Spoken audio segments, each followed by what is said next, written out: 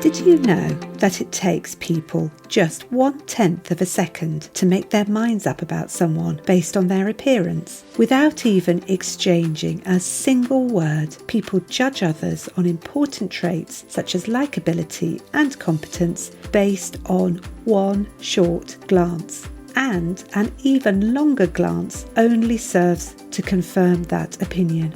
This means that your online photos are a vital part of your offer to potential clients.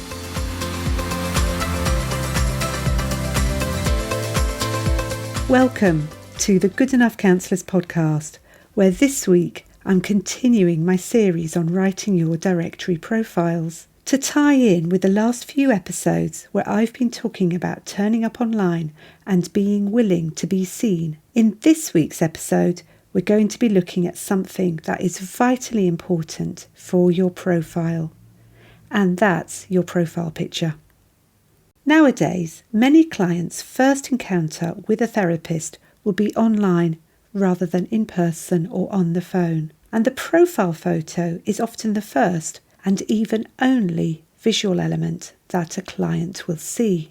This means it is crucial to making a first impression that counts. Listen on to learn what makes a good profile photo. First, let's consider what happens when a potential client clicks through on a directory. They're usually invited to input their location and issue, and then they're confronted by a long list of therapists. 23,000 on counselling directory if you click on online therapists in July 2024. So clients need to be able to quickly filter the results, and the profile photo can be an important part of helping clients to investigate a profile more deeply. It's often said that a picture can speak 1,000 words, and there's scientific reasons why that's the case. Our brains are wired to process visuals much faster than text, a matter of milliseconds, rather than the time it takes to read and understand text-based information. Images convey a lot of information very quickly, complexities that can be difficult to describe in words. And if you've ever tried to describe a photo for the purposes of accessibility, you'll know what I mean. Images also tap into our memories, experience and culture very quickly and evoke an emotional response. So they tend to grab our attention, especially when we're faced with a lot of information to filter. Additionally, we tend to remember images better than text, so a profile photo may help when someone is scrolling and wants to return to a particular profile. Let's think about what factors might influence clients to make a choice of which profile they want to investigate in more depth. I think, first and foremost, they're going to be looking for someone who they can trust. This means they'll be looking for signs of the following. Competence. They need to know their therapist has the knowledge and skills to help them. They'll want to know their therapist is a professional with appropriate boundaries. Next, warmth and empathy. If they're going to be opening up about difficult issues, they need a safe and supportive place to do so. They need to know they'll be respected, and this may include their therapist demonstrating an understanding of difference and diversity. And finally, honesty and transparency. Clients are more likely to trust someone they perceive as genuine. A good profile photo can communicate these qualities to the searcher. It will subtly demonstrate that you take your practice seriously and are investing in providing high quality care. A photo can communicate professionalism and competence, warmth and empathy, and, importantly, approachability. There's a reason why we hear the phrase, "I chose you because I liked your profile photo." It isn't laziness on the client's part. It's their emotional response to the unspoken message of your image. Before I move on, I'd like to acknowledge your particular need if you're from a culture where it is considered immodest to publish your photo online. Remember, the most important aspect of any publicity is that you present a true picture of you. Therefore, if it's against your cultural values, it may be inappropriate for you to publish your photo. If that's the case, please remember that by following what feels right for you, you will fulfill the qualities that your clients are looking for, especially if they're from the same culture as yourself. Rather than using a photo, a professional-looking, clear logo that represents your values is an authentic choice that will speak to the people who are right for you. You're probably asking, what makes a good profile photo? I suggest you get your phone out and do a quick search for therapists. You'll see that the thumbnail photos are very small when they're presented in a list format. Take a look at the photos and see what gets in the way, what's distracting, and what makes it difficult to pick out the therapist's features. Because of the size of the photos in the list, you need to be careful about keeping the photo clean and clear. First, make it head and shoulders. This looks more professional than a large face looming on the shot, which can cut off your chin or the top of your head and make it look like you don't know how to adjust the aspect ratio. And let me just say in passing that I don't know how to do that either, which is why I always get some help. Conversely, a full body shot will be far too small for anyone to be able to pick out your facial features. They'll miss the vital cues of your personality, but they may conclude that you're not professional enough to provide a decent image. Think about the background of your shot. I know you love to be photographed with trees in the background, but this makes it more difficult to pick you out. On a tiny photo, it doesn't add, it distracts. You want viewers to be looking at you, not the trees. I say that tongue in cheek because I know you may well not want people to be looking at you. But breathe out and remind yourself that the whole purpose of your photo is to help people choose you, and then you'll be able to help them more deeply. And this is why you're listening to this podcast in the first place. Essentially, for a headshot, it helps to have a plain background so that you're the focus, and lighting is also vital.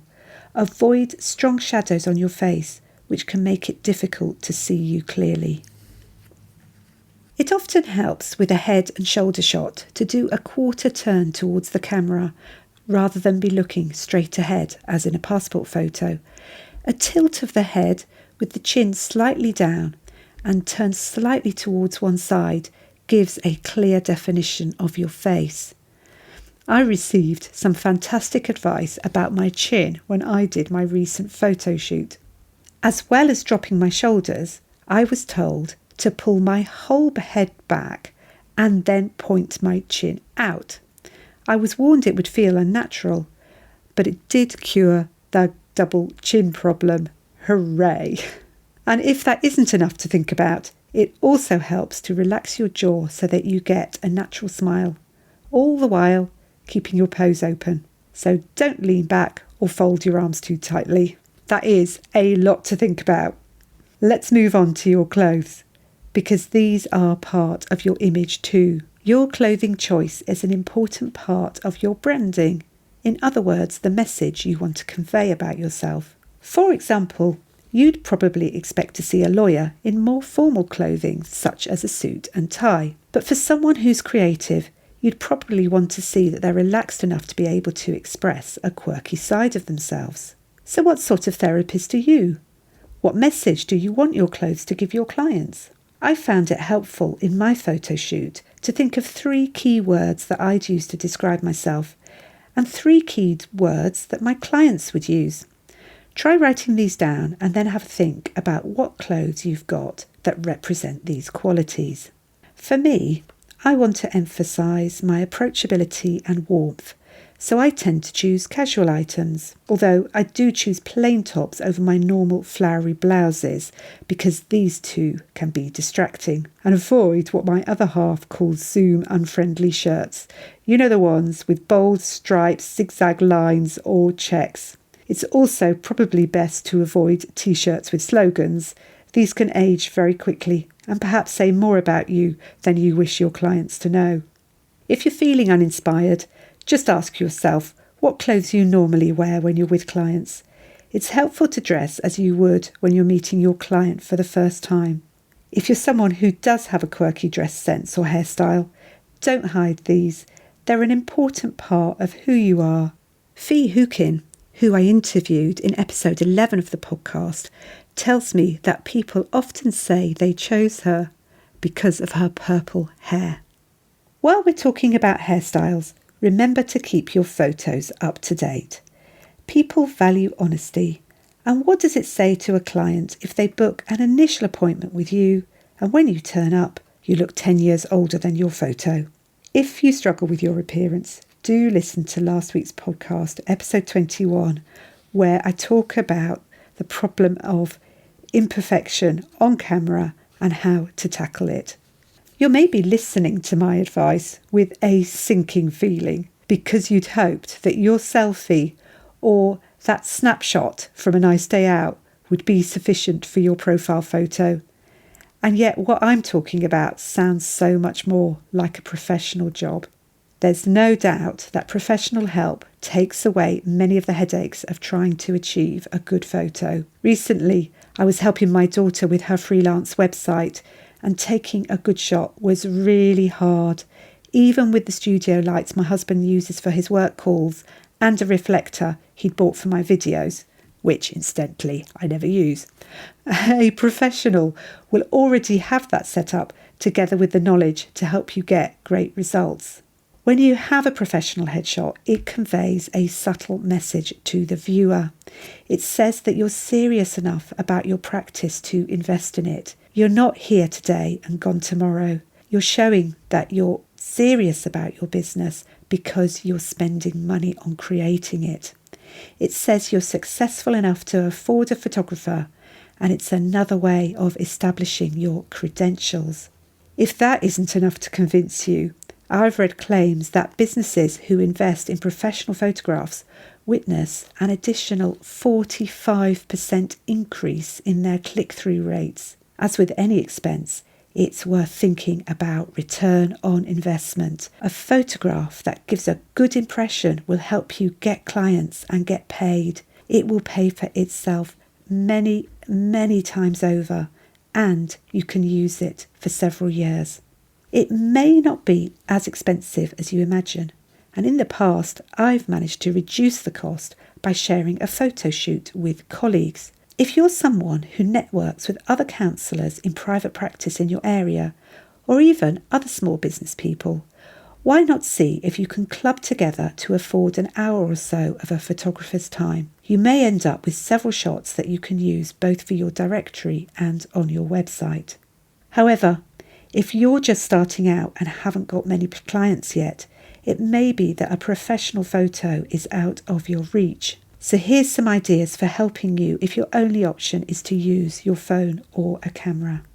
If you know someone who's good with a camera, why not ask them to help you out? A friend who can help you relax and laugh would be a great choice. Even if they don't have a camera, a modern smartphone can take fabulous pictures. If it's someone you trust, you can have fun together. But I do recommend that you dedicate as much time to this as a proper photo shoot. Get them to take at least dozens of photos.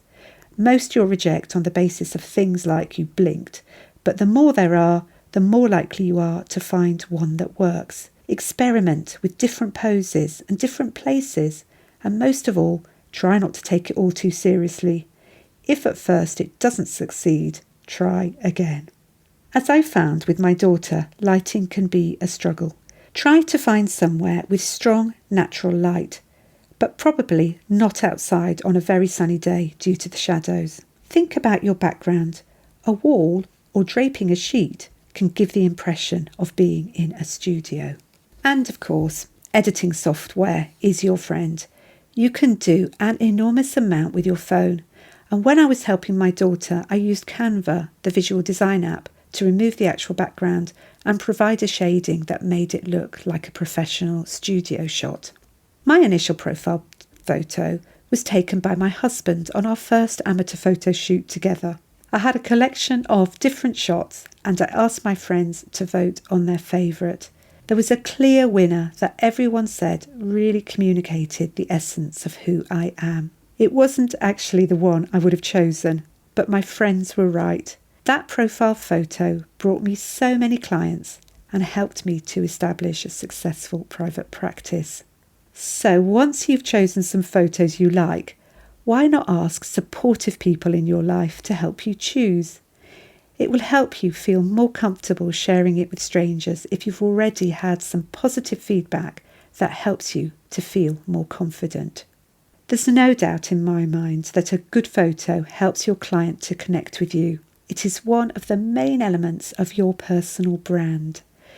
Just as you pay attention to what you write in the hope that it will communicate your deep desire to help people, why not give your profile photo the love it deserves as well? Thanks for listening. Do come and join my Facebook community, Good Enough Counsellors. And for more information about how I can help you develop your private practice, please visit my website, josephinehughes.com. If you found this episode helpful, I'd love it if you could share it with a fellow therapist or leave a review on your podcast app. And in closing, I'd love to remind you that every single step you make gets you closer to your dream. I really believe you can do it.